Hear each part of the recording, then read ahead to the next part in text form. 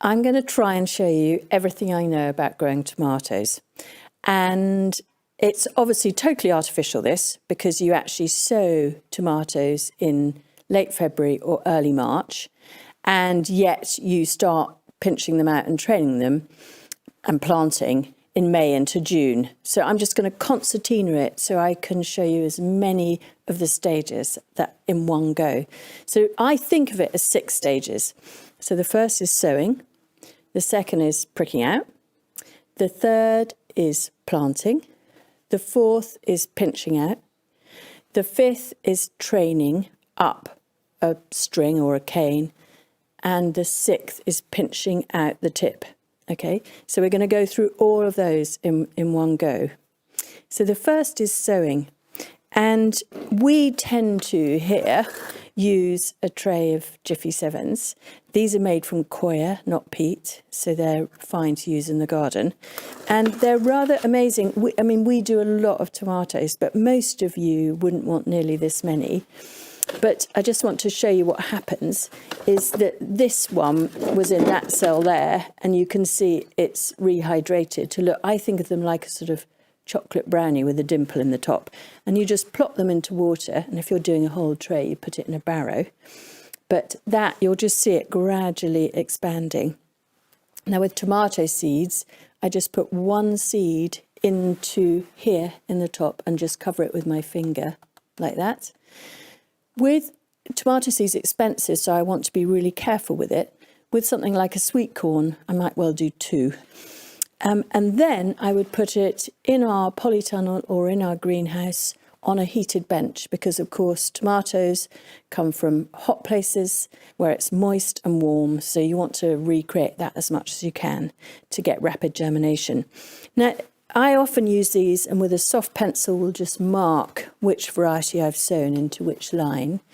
But at home, you really wouldn't want that many. So I would often use one of these window ledge propagators, and they're brilliant. And you can still sow 3 different varieties. And I just want to dwell on that for a minute, which is if you talk to any chef, they'll tell you you're much better to have 15 plants of 3 different varieties, i.e. 5 of each, rather than 15 plants of one variety. And that's because they have different levels of sugar and acidity, and you get a much kind of richer, denser, lovelier flavour, whether you're cooking or using them in a salad. And you can still fit, with a label marking between, you can still fit 3 different varieties into something like that. So here we are with pricking out. So this is a window ledge propagator, and I'm just going to get quite a rigid label. And these are 2 varieties in here, in fact. And what's good is this variety here is called Tigerella, and it's a really lovely cordon variety. And this variety here is a bush type. It's called the Texan Wild Cherry Tomato. And those just tumble, but I'm going to come back to training in a minute.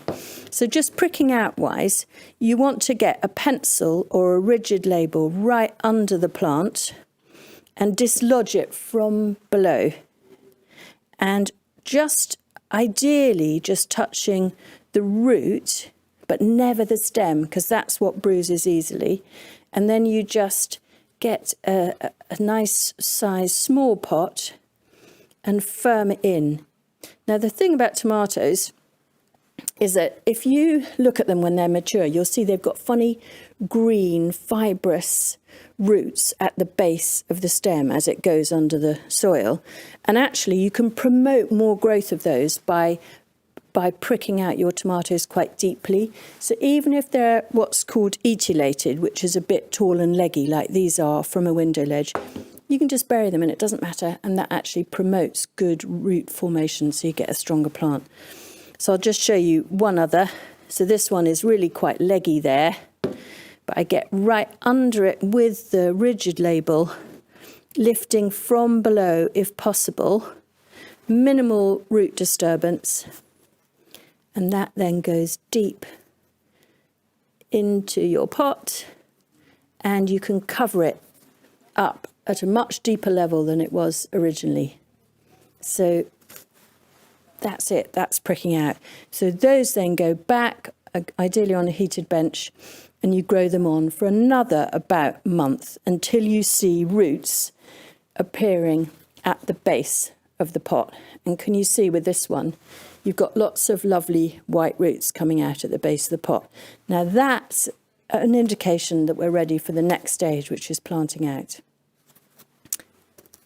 So planting out, if they're going into a greenhouse, you can start planting out end of April, beginning of May, because the nighttime temperatures are not fluctuating like that with the daytime. It still gets cold at night, but it doesn't go really, really cold, and because tomatoes won't like that. And with planting out in the garden, you need to wait another month, and I always think a really good marker, if you want to plant tomatoes out in the garden and you'll need a blight-resistant type, is if you can have supper in your garden, you can plant tomatoes in your garden, i.e. if it's warm enough for you to enjoy being out in the garden yourself, it's okay, it's safe for your tomatoes to be out in the garden. So phase 3 is planting out, and I just want to explain the whole thing about ring culture. Now, ring culture basically depends on the fact that a tomato has 2 root systems. It has the green fibrous roots, which I was just talking about, which are where the stem meets the soil, and those are the feeding roots. And they are strong and they're anchors. And if you think about them again in the jungle, they anchor it into the soil surface, and they're where there is the most high concentration of organic matter, which is in the soil surface. So that makes sense. Those are the feeding roots. But the weird thing about a tomato is it also has these deep roots, which are the water roots, which are the white ones that you'll see, a great sort of fibrous bird's nest of white roots. Those are the water roots. Now, the thing about ring culture is that you plant your plant in a ring into which you feed, but you water the water roots. And if you use a ring culture pot, it goes to a deeper level and has little holes which direct the water to the deeper water roots. What you get with that in the trials that we found here is that you get better flavour and heavier cropping because you're feeding into that central, and you get good, strong, active growth by watering the water roots, which doesn't dilute the flavour. And so in all our trials, ring culture pots are really worth it. And that's what you'll see all our tomatoes behind. Now, in current times, it's quite difficult to get hold of ring culture pots. So I want to just show you quite a nifty way of making your own alternative. So this is just a plastic bottle, and you could use a plastic water bottle. And I'm just cutting the base off it. But I'm going to leave the lid on, and this is a washing up thing, a washing up bottle, and I'm just going to break that off, but I'm leaving the lid on. And if you had a water bottle, just perforate it with a skewer or scissors or whatever. And then what you do is you bury this beside your tomato plant to about that kind of level. So right down beside your tomato, and ideally angled slightly in towards it. And then if you see, I'm going to create a mess here, but what happens is that it just drips gently. So when you're watering, whereas we water around the moat in our ring cultures, if you leave the lid on, you don't get a gush. What you get is this quite good drip system, and it will gradually water those water roots. So this buried next to your tomato plant is a brilliant DIY kind of Heath Robinson ring culture system.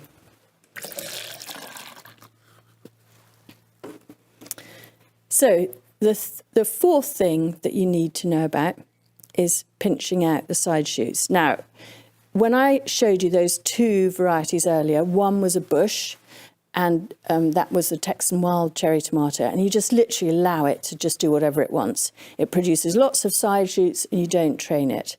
Whereas the other one is what's called a cordon type, and it is a vine.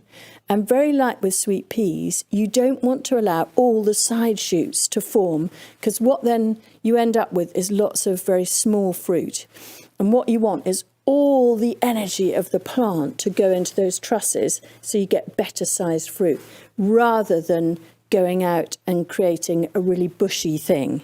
So here is it's the beginnings of pinching out. And what you've got here is your leader. Okay, so that always is left intact until the end.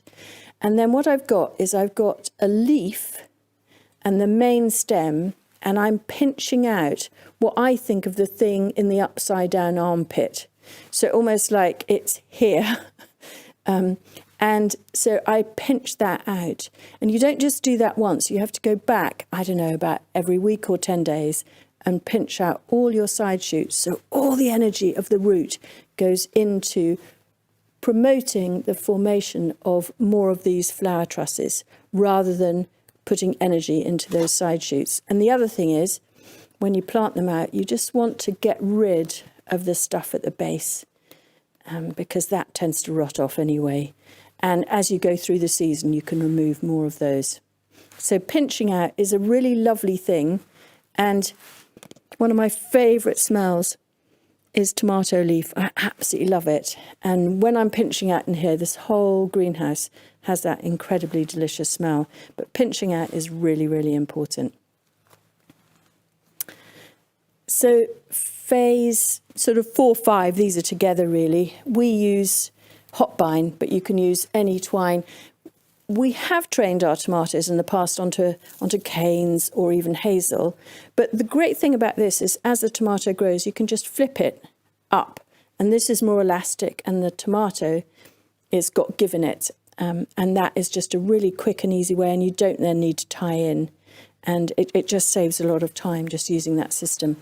And then final thing, I always think when it gets to about my height, I pinch out the tips, and that's why in here we have our frame from which the strings hang at about that height. And when our cordon types get to the top, you just pinch out the tip, and then the whole plant puts its energy into ripening and forming delicious fruit.